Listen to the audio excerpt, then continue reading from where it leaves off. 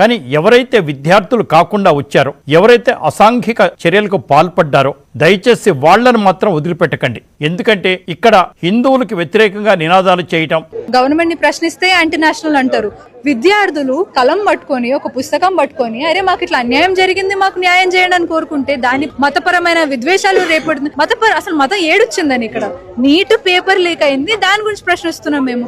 దాంట్లో వాళ్ళే మతాన్ని తీసుకొచ్చి ఈ దేశం బాగుపడడానికి మేము ఒక అడుగు ముందుకేస్తున్నాం, అయితే మేము యాంటీ నేషనల్ ఇస్తే 600 సంవత్సరాలు ముస్లింలు ఈ దేశాన్ని పరిపాలించిన హిందువులు కిమ్మనలేదు కదా, గమ్మును కూర్చున్నారు కదా. 200 సంవత్సరాలు ఆంగ్లేయులు పరిపాలించినా ఎవరేం మాట్లాడలేదు కదా. మరి ఇప్పుడు ఎందుకు మాట్లాడుతున్నారు? క్రిస్టియన్లు పరిపాలిస్తే ఊరుకున్నారు, ముస్లింలు పరిపాలిస్తే ఊరుకున్నారు, మిగతా వాళ్ళు పరిపాలిస్తే ఊరుకున్నారు. మరి ఇప్పుడు ఎందుకు మీరు పరిపాలిస్తున్నారు?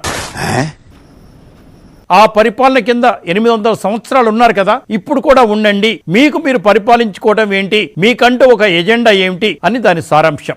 ఏం మాట్లాడుతున్నారా నువ్వు? నీకేమైనా బుర్రున్నదారా? పట్టుమని 100 సంవత్సరాలు హిందూ దేశాన్ని హిందువులు పరిపాలించడానికి కూడా ఒప్పుకోని కొన్ని శక్తులు, వామపక్ష శక్తులు అనుకోండి, అసాంఘిక శక్తులు అనుకోండి, లేదా ఏమైనా అనుకోండి, ఏం టార్చర్